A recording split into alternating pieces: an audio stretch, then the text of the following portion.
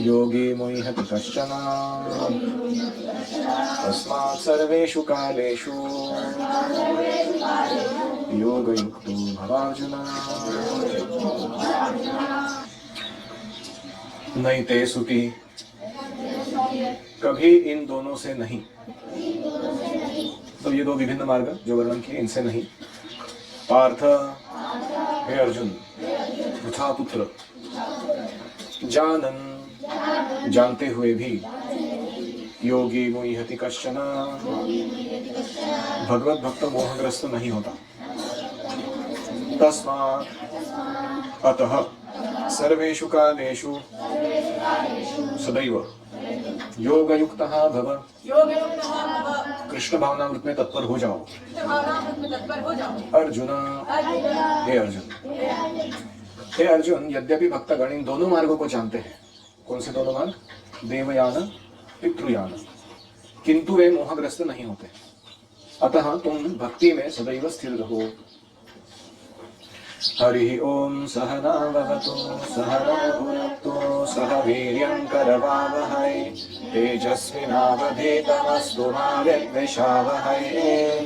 ओम शांति शांति शांतिः। ओम अज्ञानतिमिरान्धस्य ज्ञानाञ्जनशलाकया चक्षुरुन्मीलितं येन तस्मै श्रीगुरवे नमः।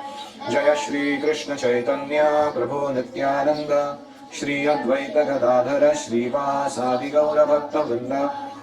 हरे कृष्णा कृष्णा कृष्णा हरे हरे, हरे राम राम राम हरे हरे।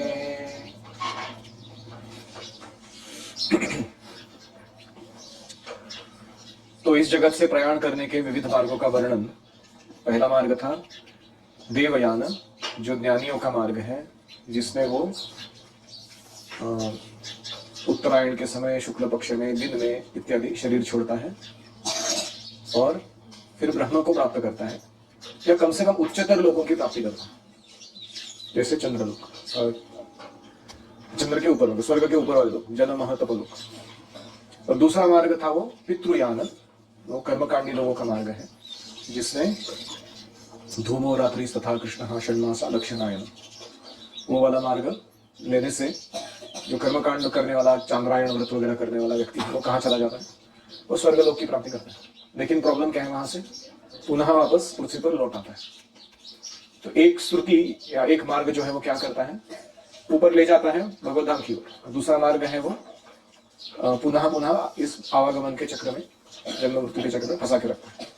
ये दोनों मार्ग भक्त जानते हैं, लेकिन वो इससे विचलित नहीं होते। इसका मतलब क्या है? भक्त अपने भौतिक स्थिति को सुधारने के पीछे कभी भी पागल नहीं होते। उनकी भौतिक स्थिति कृष्ण स्वयं रखते हैं। जा विधि राखे राम ता विधि रही है। तो भक्त कभी ऐसे नहीं सोचता कि मैं आई डिजर्व मोर, मैं अपना भौतिक उन्नति के लिए और कुछ करना चाहिए। वो सोचता है कि अभी मुझे जिस परिस्थिति में कृष्ण ने रखा है उसका उपयोग करके मैं बेस्ट सर्विस कैसे दूं। और जब वो अच्छी सर्विस देते हैं तो कृष्ण उनकी उस भावना को देखकर अपने आप उन्हें और भौतिक ऐश्वर्य और भौतिक सुविधा और भौतिक समृद्धि प्रदान करते हैं। जैसे हमने प्रभुपाद जी को देखा है, 40 साल स्ट्रगल किया उन्होंने प्रचार करने के लिए। कभी उन्होंने ट्राई किया अपना भौतिक स्थिति सुधारने का? उनके पास ऑप्शन था कि वो चाहते थे तो टॉप बिजनेसमैन बन सकते थे इंडिया का। फार्मास्यूटिकल में उतरे थे, उतना बिजनेस अक्यूमेंट तो था ही उनका, और लिखा हुआ था उनके एस्ट्रोलॉजी में। एक एस्ट्रोलॉजर ने जब उनका कुंडली देखा तो बोला था, या तो ये व्यक्ति दुनिया का, भारत का सबसे रिचेस्ट व्यक्ति बनेगा, या तो ये व्यक्ति जाके पूरे देश विदेश में प्रचार करके भागवत धर्म का विस्तार करेगा। दो में से एक चीज होने वाला है। तो प्रभुपाद जी ने दूसरा काम किया। पहला काम तो बहुत लोग कर रहे हैं। तो इसलिए हम देखते हैं कि प्रभुपाद जी को क्या ऐश्वर्य नहीं मिला, क्या प्रसिद्धि नहीं मिली। जो अमेरिकन ड्रीम है, what is American dream? 2 words है, रिच एंड फेमस। मेरे को क्या बनना है?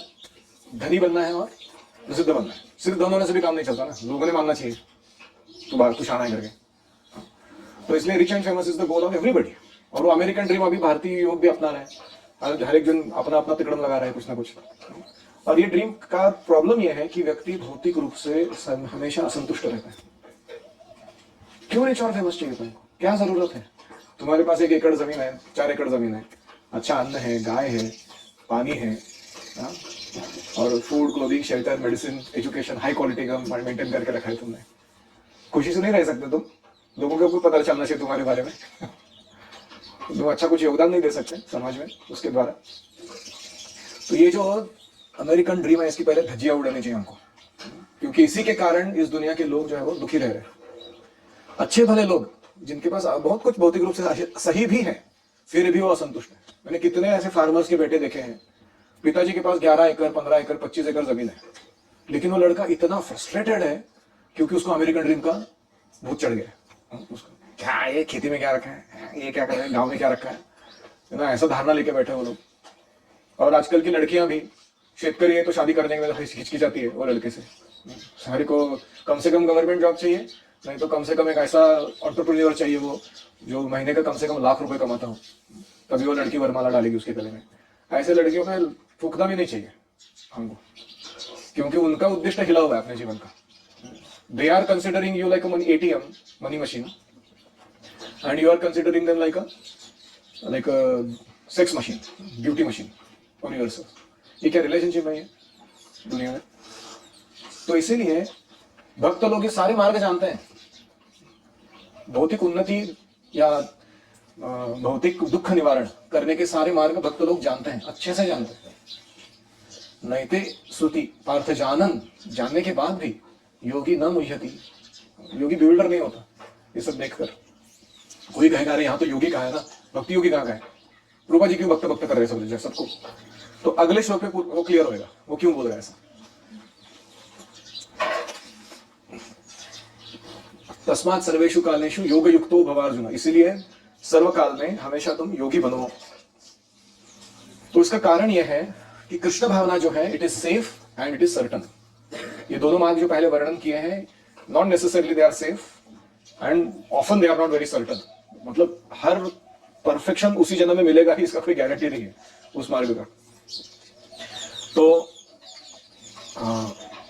अगर कोई सेफ क्यों है, क्योंकि बिग स्मॉल सर्विस जो भी करता है कोई व्यक्ति वो परमानेंट है, उसका नाश नहीं होता। ऐसा बैंक डिपॉजिट है जिसका कभी दिवाला नहीं निकलता, इसलिए सेफ है वो।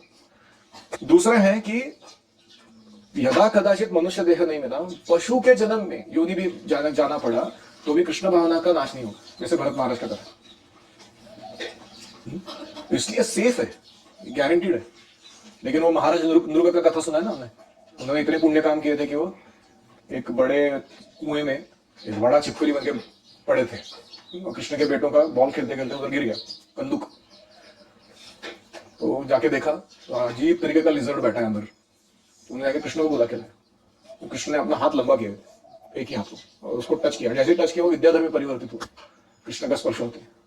तो उसने दंडवत प्रणाम किया, भगवान की परिक्रमा की, बोला ऐसे ऐसे मैं दुर्ग नाम का राजा था पहले, मैंने इतनी गौ माता चैरिटी में दी थी, जितने वर्षा की बूंदे होती हैं, जितने सैंड बीच पे समुद्र के रेती के कण होते हैं, और जितने आकाश में तारकाएं होती हैं, उतनी गैया मैंने आज तक डोनेशन में दी है क्वालिफाइड ब्राह्मणों को। इतना पुण्य कर्म कोई कहा, और उसके बाद तुम छिपकली को बने। इतना पुण्य करने के बाद मतलब एक बार गड़बड़ हो गया था मेरे से कर्मकांड करते समय। एक ब्राह्मण को दक्षिणा दिया 1 लाख गाय का, फिर दूसरा ब्राह्मण आया, उसको 1 लाख गाय का और एक दक्षिणा दिया मैंने। लेकिन एक गड़बड़ हो गई कि वो पहले 1 लाख गाय में से एक गाय वापस गौशाला में आ गई थी, वो गाय को मैं दूसरे 1 लाख में डाल दिया। फिर वो ब्राह्मण आया झगड़ा करने के लिए कि मेरा गाय है, तुमने उसको क्यों दिया। फिर मैंने इसको बोला कि ये एक गाय के लिए इसको वापस करो, मैं तुमको और 1 लाख गाय देता हूं। उसने माना नहीं। ब्राह्मण ने बोला ब्रह्मस्व करके कोई चीज होता है, एक बार ब्राह्मण का हो गया वो लेने का नहीं उसको। तो दोनों में झगड़ा हो गया, दोनों भी मेरे से नाराज होकर चले गए। अभी एक गलती मेरे से हुआ, इसलिए मेरे को एक छिपकली बनना पड़ा इधर। तो जब मेरा जजमेंट डे हुआ था न्याय निवाड़ा यमराज के सामने, तो उन्होंने बोला कि तुमने इतने पुण्य किए हैं ना कि तुम्हारा कितना दिनों तक तुम सुख भोग करोगे उसका कोई लिमिट ही नहीं है। भौतिक जगत में अनंत काल तक तुम आनंद लेने वाले, लेकिन ये गड़बड़ जो किया ना उसके लिए तुमको छिपकली बनना पड़ेगा। तो तुमको कौन सा पहला चाहिए रिएक्शन, पहले वो भोगना चाहते हो फिर ये बनोगे, कि पहले ये भोगोगे फिर वो सुखी रहोगे। तो जनरली आदमी क्या सोचते हैं, प्लेट में अगर करेला है तो पहले करेला खत्म कर लो, रसगुल्ला बाद में खाता हूँ, है कि नहीं। तो ऐसे ही वो दुर्गा राजा ने बोला कि ये छिपकली वाला खत्म कर दो। अभी एक और चीज हुआ था जो दुर्गा को पता नहीं था, जो कृष्ण ने बताया। कृष्ण ने बताया तुमने जब कभी चैरिटी दिया था ना, उस चैरिटी से किसी ने कृष्ण का मंदिर बांधा था जो तुम्हें नहीं पता था, और वो सुकृति के कारण, भक्ति सुकृति के कारण आज तुम्हें मुझे मेरा दर्शन मिल रहा है। मैंने आके तुमको इस योनि से उद्धार किया। वो गलती से अज्ञात सुकृति था, उसने जानबूझ के नहीं दिया था कि कृष्ण के मंदिर ले जाएगा, लेकिन उसने यूज किया था ऐसे। तो देखो अज्ञात सुकृति ने कितना बचाया, और जो छोटा सा पाप हुआ था उससे कितना घृणित रिएक्शन आया। तो कहने का तात्पर्य है कि those other paths are not safe, bhakti is safe. तो दूसरा है भक्ति सर्टन, निश्चित है कि हम यश प्राप्त करेंगे। क्यों? कौनते या प्रतिजानी ही नमे भक्ता प्रणश्यति। कृष्ण अर्जुन को बोल रहे तुम प्रतिज्ञा करो मेरे भक्त का नाश नहीं होगा। अरे आप प्रतिज्ञा लो ना खुद। नहीं, मेरा रिपुटेशन थोड़ा खराब है मैंने पहले भी एक प्रतिज्ञा लिया था, शस्त्र नहीं उठाऊंगा करके उठा लिया था अर्जुन का रक्षा करने के लिए। लोग बोलेंगे कृष्ण ने प्रतिज्ञा ली है, पता नहीं फॉलो करेगी कि नहीं करेगी। लेकिन अर्जुन ने अगर प्रतिज्ञा ली थी कि वो ब्राह्मण के जो बेटे मर रहे थे उनको मैं, लास्ट जो बच्चा होने वाला था उसको मैं मरने नहीं दूंगा, या अर्जुन ने प्रतिज्ञा ली कि जयद्रथ को मैं सूर्यास्त के पहले मारूंगा तो दुनिया इधर का उधर, साउथ पोल का नॉर्थ पोल करने के लिए भगवान तैयार थे। वो अर्जुन का प्रतिज्ञा पूरा होना चाहिए इसके लिए। तो इसलिए वो बोल रहे कौनते या प्रतिजानी है, तुम प्रतिज्ञा ले लो, नमे भक्ता प्रणश्यति, मेरे भक्त का कभी नाश नहीं होगा। तो ऐसे कहते हैं कि भगवान जब हम लेट कर नाम लेते हैं तो हमारे साइड में आके बैठ कर सुनते हैं, जब हम बैठ कर नाम लेते हैं तो भगवान खड़े रहकर सुनते हैं, और जब हम खड़े रहकर कीर्तन करते हैं तो भगवान नृत्य करते हुए हमारे से हरिनाम सुनते हैं, और जब हम नृत्य करके भाव विभोर होकर भगवान का नाम लेते हैं तो भगवान फेंट हो जाते हैं आनंद विभोर होकर। ऐसा सॉलिड रिएक्शन है उनका हमारे भक्ति के प्रति इतना प्रेम का आदान प्रदान वो करना चाहते हैं। लेकिन हम तो नाम लेने के तैयार नहीं तो इसलिए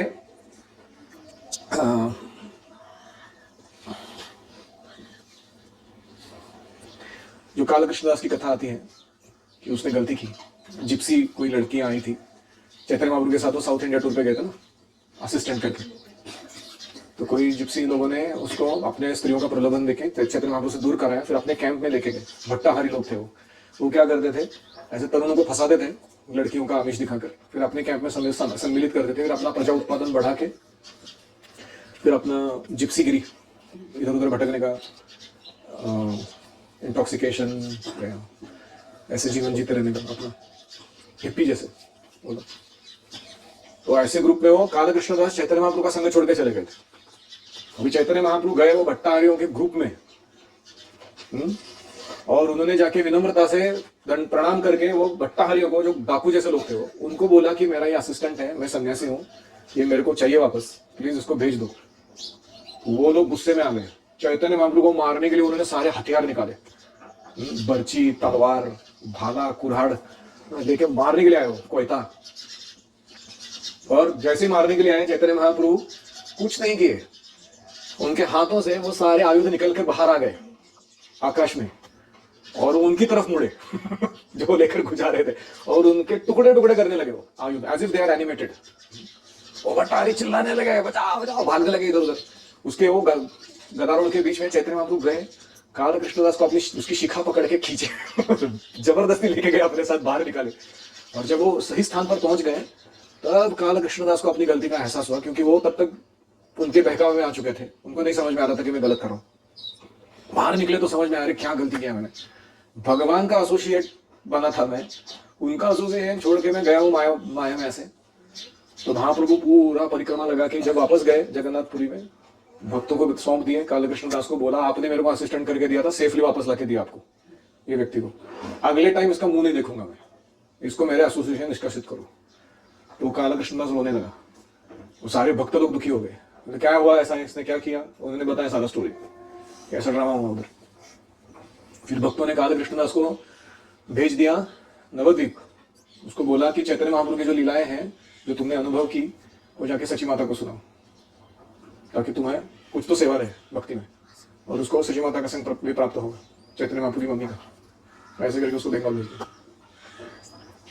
तो ये कथा से हम देखते हैं कि सर्टन है अगर कोई भक्त बनता है भगवान उसको माया में फंसने नहीं देते हैं, कुछ तो ऐसा करेंगे, शिखा पकड़े वापस लेके आएंगे उसको, उसे ही मार्ग पे लाके डालेंगे। अब उसके बाद कुछ दंड भी तो मिलेगा, वो अलग टॉपिक है, लेकिन भक्ति नष्ट नहीं होगी उस व्यक्ति की। तो ये है काल कृष्णदास की कथा। तो ये सब बैकग्राउंड होने के कारण सेफ एंड सर्टन वाला, कौन भक्ति योगी जाके ये पितृयान देवयान में फंसेगा? इसलिए वो कह रहे हैं योगी न मुह्यति कश्चन। और 2 लाइन बहुत महत्वपूर्ण है परपोर्ट के। पहला है कृष्ण भावनामृत में तल्लीन होने की सर्वोत्तम विधि यह है कि भगवान की सेवा में सदैव रत रहा जाए। You want to be absorbed in Krishna consciousness? We always engage in some service. तमाम कृष्ण महाराज को किसी ने पूछा, What is the secret of your spiritual advancement? Increased service to Guru and Krishna. आपकी प्रगति का रहस्य क्या है आध्यात्मिक? सेवा को निरंतर बढ़ाते जाना, कम नहीं करना, ये मेरे यश का रहस्य है, ऐसे वो बोले। अभी हम देखेंगे सर्वेंट ऑफ सर्वेंट में कितना सर्विस एक्सपांड होते जाता है उनका। तो वायर देंगे क्या जरा, और हमेशा देना है वो, ऐसे बताना नहीं पड़ना चाहिए। तो सदैव सेवा में रहने से भगवत धाम का मार्ग जो है वो सुगम हो जाएगा, सुनिश्चित हो जाएगा और सीधा हो जाएगा। सुगम, सुनिश्चित, सीधा, 3 शब्द है। Safe, certain and direct.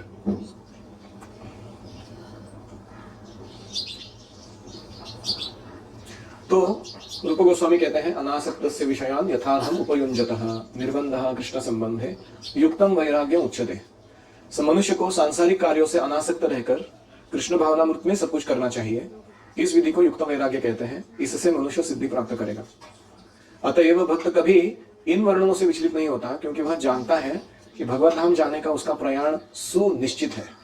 He is assured of his guaranteed entrance by devotional service.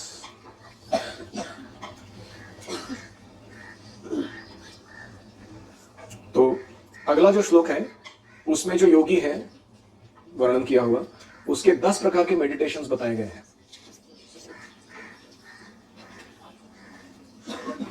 What all meditations can you do as a devotee by which you will remain absorbed in Krishna? ये वर्णन अगले श्लोक में आता है। वेदेषु यज्ञेषु तपस्सु चैव दानेषु यत् पुण्यफलं प्रदिष्टम् अत्येति तत्सर्वमिदं विदित्वा योगी परं स्थानमुपैति चाद्यम्। वेदेषु, वेद अध्ययन में, यज्ञेषु, यज्ञ संपन्न करने में, तपस्सु, विभिन्न प्रकार की तपस्याओं में, दानेषु, दान देने में, यत् पुण्य फलम प्रदिष्टम, जो पुण्य कर्म का फल निश्चित किया गया है, अत्येति, उसे लांघ जाता है, तत्सर्वम, वे सब, इदं विदित्वा, यह जानकर, योगी ही परम स्थानम उपैति, योगी परम धाम को प्राप्त करता है। च आद्यम, मूल आदि सभी। भाषांतर, जो व्यक्ति भक्ति मार्ग स्वीकार करता है वह वेदाध्ययन, तपस्या, दान, दार्शनिक तथा सकाम कर्म करने से प्राप्त होने वाले फलों से वंचित नहीं होता। वह मात्र भक्ति संपन्न करके इन समस्त फलों की प्राप्ति करता है और अंत में परम नित्य धाम को प्राप्त होता है।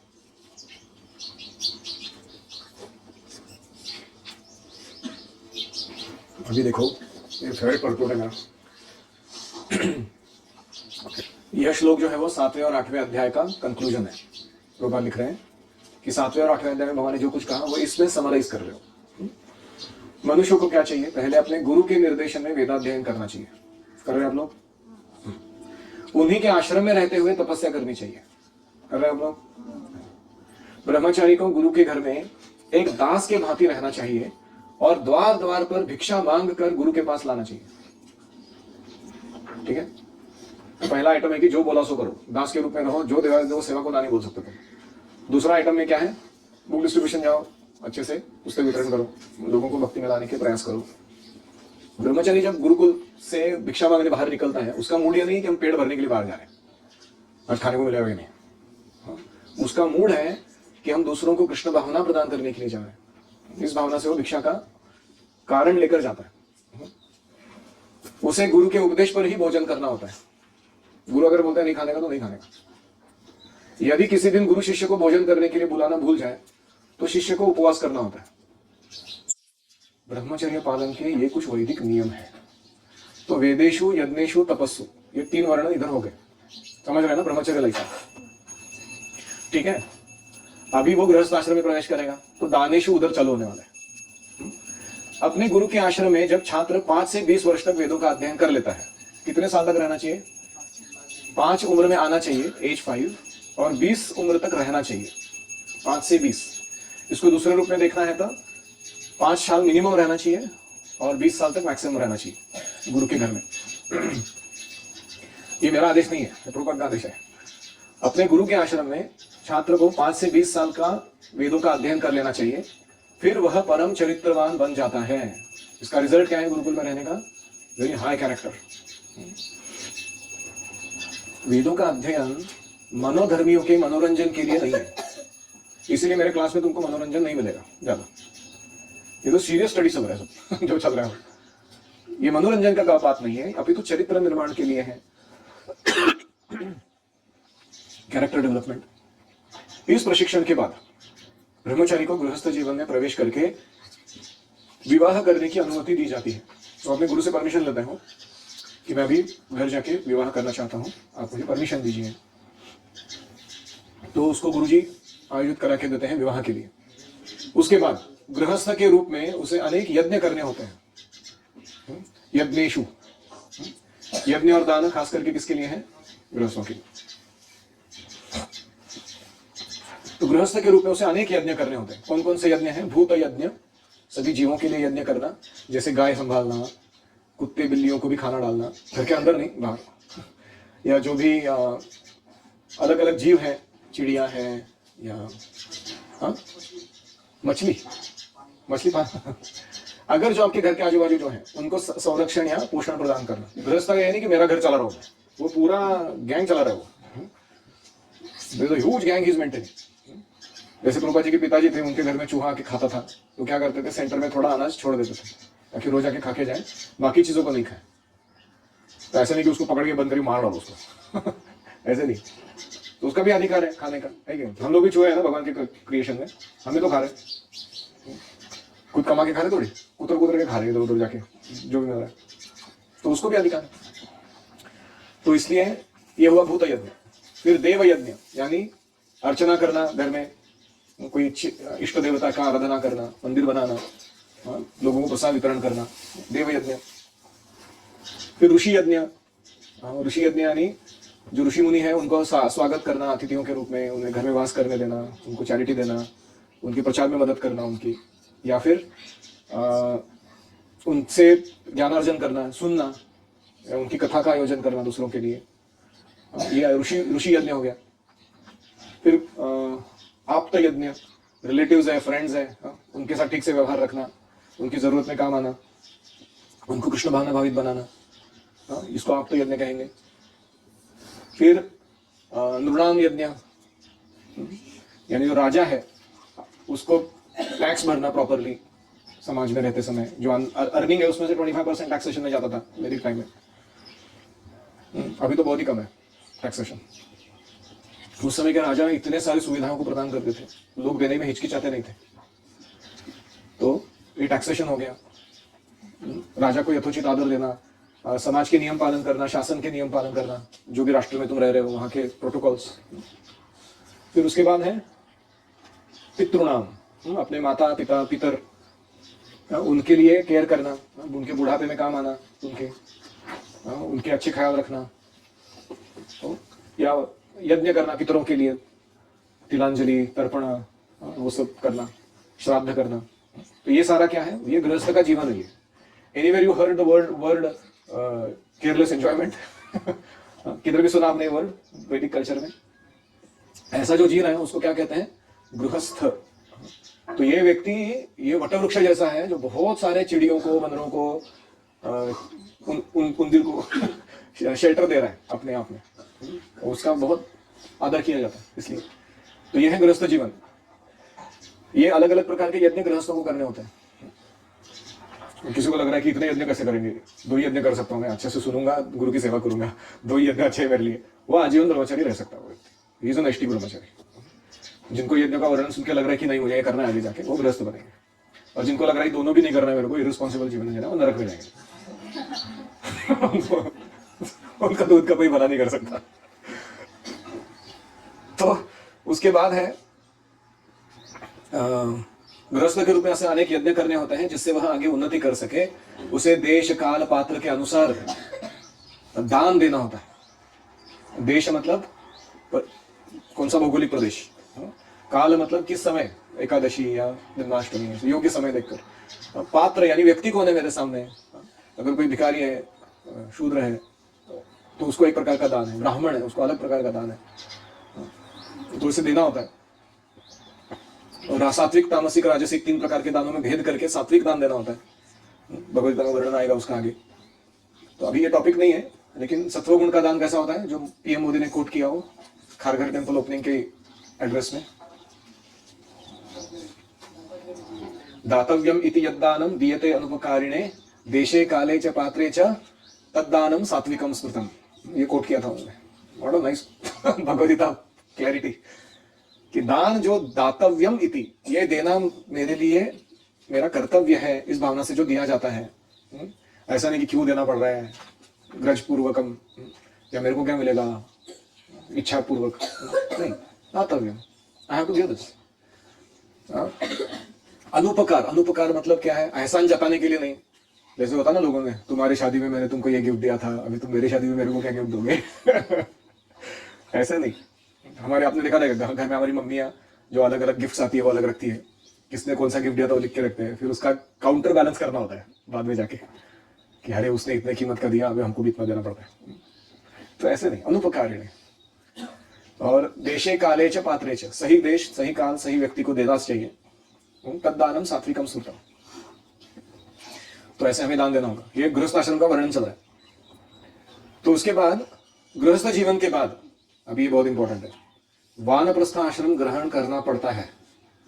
ऐसा नहीं कि गृहस्थ बन गया, हो गया, वो चिपक गया, वो मोटी लाइफ में वो निकलेगा ही नहीं उधर से, फेविकॉल का मजबूत जोड़े टूटेगा नहीं ऐसे नहीं होता गृहस्थ। वो ही इज प्रिपेयरिंग फॉर वानप्रस्थ, दैट इज प्रिपरेशन टाइम।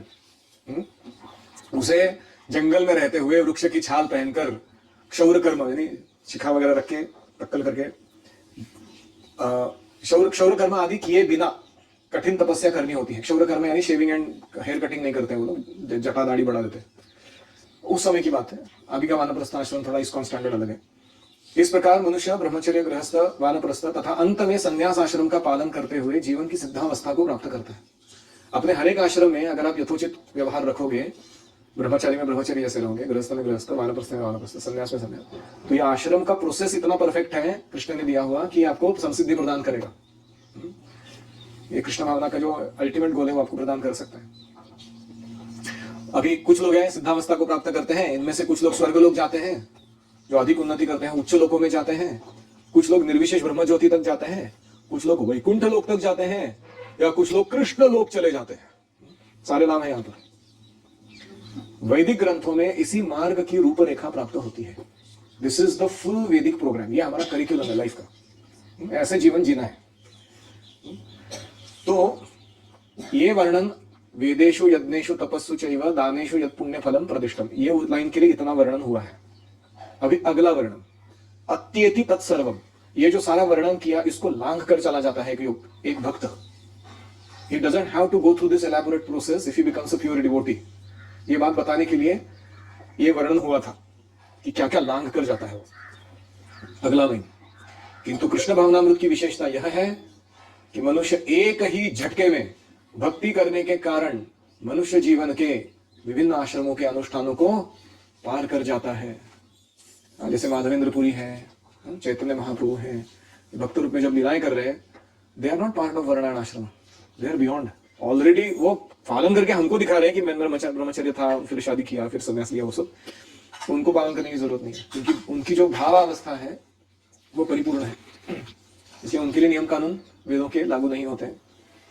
ये शुद्ध भक्त का लक्षण है। लेकिन सामान्य जन जो है उनको सबको ये पूरा प्रोसेस अच्छे से इस जन्म में फॉलो करना होता है। इदम विदित्वा, यह शब्द सूचित करते हैं कि 7वें और 8वें अध्याय में दिए हुए उपदेशों को समझना चाहिए हमें, विद्वत्ता से या मनोधर्म से नहीं सुनना चाहिए। ये दोनों अध्याय को समझने का प्रयास विद्वत्ता से नहीं, मनोधर्म से नहीं, इंटेलेक्चुअलाइजेशन एंड मेंटल स्पेकुलेशन से नहीं जमेगा। ये क्या बोला जा रहा है, उसे भक्तों की संगति में श्रवण करना चाहिए इस अध्याय का। और 7 से 12 अध्याय जो है वो भगवद गीता के सार है।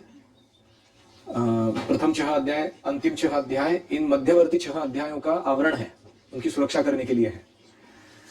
यदि कोई गीता के इन 6 अध्यायों को भक्तों की संगति में भली भांति समझ लेता है, उसका जीवन समस्त तपस्याओं, यज्ञों, दानों, चिंतनों को पार करके महिमा मंडित हो उठेगा, क्योंकि केवल कृष्ण भावनामृत के द्वारा उसे इतने सारे कर्मों का फल प्राप्त हो जाएगा। तो जब आदमी आके बैठा हुआ है हरे कृष्णा कृष्ण कृष्ण हरे हरे, हरे राम राम राम हरे हरे, तो समझना चाहिए अत्येति तत्सर्वम, इसने ये सारा पिछला वाला सिस्टम पालन करके उसको लांघ चुका है। He has perfected all that. Now he has come to the stage of sitting down and chanting. कौन सा श्लोक? अहो बतश्वपचोतो गरीयां यज्जिह्वाग्रे वर्तते नाम तुभ्यं ते पुस्तपस्ते जुहुवस्सस्नुरार्या ब्रह्मा रुचुर्नाम गृणन्ति एते। चांडाल परिवार में भी क्यों ना जन्म हुआ उसका। अहो बतश्वपचोतो गरीयां, श्वपच मतलब कुत्ते खाने वाला आदमी, कोरियंस, चांडाल। तो वो भी अगर यज्जिह्वाग्रे वर्तते नाम तुभ्यम, भगवान का नाम अगर उसकी जिह्वा पे आ रहा है, तेपुः तपहा, उसने सारे तप कर लिए, जुहुवुः सस्नुः, उसने सारे यज्ञ कर लिए, सारे यज्ञ अनुष्ठान कर लिए, आर्या, वो आर्य व्यक्ति है, सारे वेदों को जान चुका है, वो पालन कर चुका है, वो ब्रह्म अनुचूर नाम गृणन्ति एते, तभी वो बैठ के अभी हरिनाम ले पा रहे हैं। तो इसीलिए इसको कहते हैं अत्येति तत्सर्वम। इसलिए भक्तों को बड़ा आदर देना चाहिए हमको। वो अरे गरे लोग नहीं है, हमारे साइड में बैठ के जप कर रहे हैं, भले हो सकता है कभी झपकी मार रहे जब में, लेकिन ये स्टेज पे आने के लिए उन्होंने बहुत कुछ पापड़ भी लाए हैं। जैसे कल सुन रहे थे ना क्लास में, हम वृंदावन में कथा सुनने के लिए आके बैठे हैं आप लोग, आपको लगेगा कि मैं अपने घर से 30 मिनट या 15 मिनट 5 मिनट चल के आया हूँ। आप ये गुरुकुल में आके बैठ के पढ़ रहे हो, आपको लग सकता है मैं एक ओवरनाइट जर्नी मार के, या पुणे में है कोई तो 1.5 घंटे का जर्नी मार के आके बैठा हूँ। ऐसा नहीं है। ये अभी जो बैठ के आप सुन रहे हैं, इसको सुनने के लिए, पालन करने के लिए आपने एक अनंत जन्मों का पुण्य डाला हुआ है, तब जाके ये मौका मिला है करने का। तो इसे बहुत सावधानी से लेना चाहिए व्यक्ति को। तो अगला पैराग्राफ ना बहुत ही महत्वपूर्ण है, वो मैं कल लेता हूँ। ये परपोर्ट मेरा इतना फेवरेट परपोर्ट है, एक परपोर्ट में सब कुछ है। Everything you need to follow in your life is in one place, in this one purport. So we'll see the remaining part tomorrow. किसी का कोई प्रश्न है?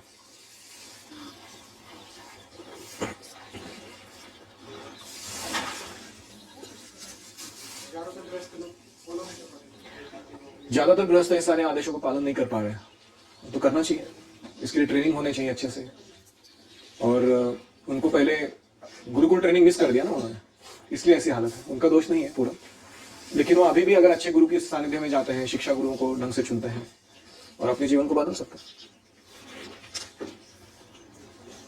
तो उनके दोष ढूंढने से क्या होगा, दोष गिनाने से? हमें उनको प्रेरित करना चाहिए, सही मार्गदर्शन देना चाहिए, सही सुविधा बना कर देनी चाहिए। हमारा प्रयास यही है, आप में से जो गृहस्थ बन रहे हैं, अच्छा सुविधा बना के दो।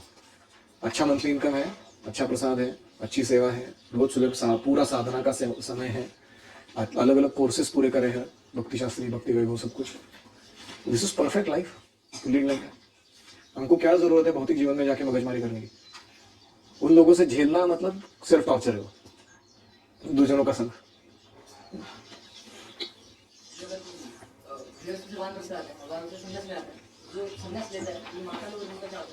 हाँ, जब सन्यासी बनता है कोई व्यक्ति, तो उसकी जो पत्नी होती है, she is considered widowed in the context of he socially dead. वो अभी फिजिकली डेड नहीं है व्यक्ति, लेकिन सामाजिक रूप से मृत हो चुका है, सन्यास जिसने लिया वो। उसकी पत्नी जो है अपने बेटे के पास चली जाती है, और बेटा उसका ख्याल रखता है। तो इसलिए आपको अपने पत्नी को एक पुत्र देना चाहिए जो उसका आगे जाके संभाल करेगा।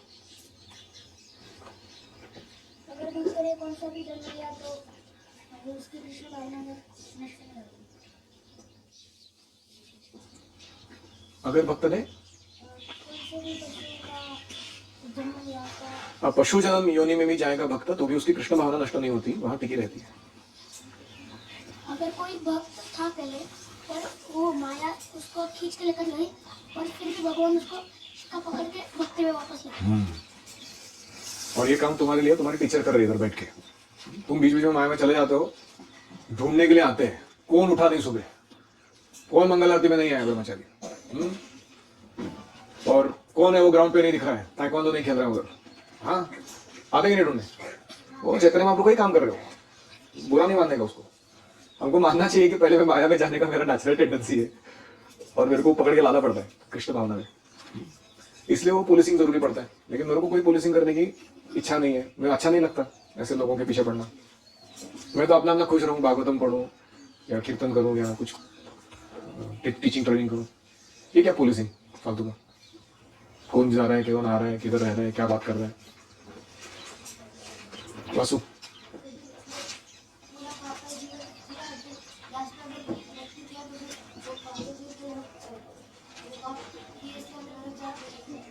अच्छा, मेरे को जाना पड़ता ना, नहीं पड़ा ना।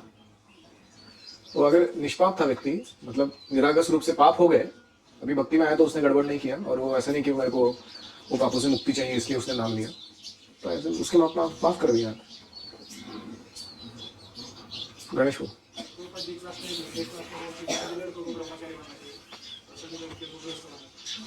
करेक्ट, रिकमेंडेशन है गुरु का कि don't marry, if you can don't marry. लेकिन वो इफ यू कैन क्लॉज है ना उसमें, तो कोई कहता है I can't, I have to get married, तो खुशी से परमिशन है उसके लिए भी आदेश है कि ये करने से ऐसे तुम स्वस्थ कृष्ण भावना भावित रह सकते हो। हमें नैष्ठिक ब्रह्मचर्य का महिमा मंडन इतना भी नहीं करना चाहिए जिससे जो सच्चे गृहस्थ अच्छे क्वालिटी के बन सकते हैं उनको निरुत्साहित हो जाए। उनको दोनों को हाईलाइट करना चाहिए। नैष्ठिक ब्रह्मचारी बनना भी बहुत अच्छा है, महत्वपूर्ण है, और एक परफेक्ट दूसरों को शेल्टर देने वाला निष्काम कर्मयोगी जैसा अच्छा गृहस्थ बनना वो भी बहुत अच्छा है। दोनों अच्छे हैं। आपका चॉइस है, उसको आपको ऐसे कंपैरिजन करते बैठ के फालतू में टाइम पास नहीं करना चाहिए दिमाग में। हमारा प्रॉब्लम किधर आता है, वी इमेजिन दैट नैष्ठिक ब्रह्मचर्य इज बेटर देन द निष्काम कर्मयोगी गृहस्थ, so then if I can't do that we keep struggling. हम अपना समय बर्बाद करते रहते हैं उसके पीछे। अम्बरीश महाराज, युधिष्ठिर महाराज 64,000 ब्रह्मचारियों को मेंटेन किए थे। कौन श्रेष्ठ है? एक व्यक्ति इतने लोगों का आश्रय है, उनकी भक्ति को बचाए रखा है, तो वो अलग ही टॉपिक है वो। Don't tell me what to do in the class. Any other question? हमारा शिखा कृष्ण कॉन्शियसनेस का एंटीना है। हमारा शिखा कृष्ण कॉन्शियसनेस का एंटीना है। वो हैंड होल्डर जैसा काम आता है वो, जैसे केले का छिलका निकाला तो टॉप पे रहता है ना, वैसे पॉइंट निकाला जा सकता है उसको। वैसे ये शिखा क्या है, हमारे गुरुजी को जब भी पकड़ के धोना है हमको तो उसके काम आना चाहिए हैंडल करके इसलिए दिया हुआ है वो। गुरुजी कोई मार्शल आर्ट एक्सपर्ट तो है नहीं धोने के लिए, वो मारेंगे तो क्या है, एक थप्पड़ मारेगा। और कोई? जुहुबुहु, यज्ञ करना। जुहोमी का अर्थ होता है यज्ञ करना। अहम जुहोमी, मैं यज्ञ करता हूं। जुहुबुहु सस्नुरार्या। ओके, श्रील प्रभुपाद की जय, श्रीमद् भगवद गीता की जय। ओम हरे कृष्णा कृष्णा कृष्णा हरे हरे, हरे राम राम राम हरे हरे, हरि ओम तत्सत्।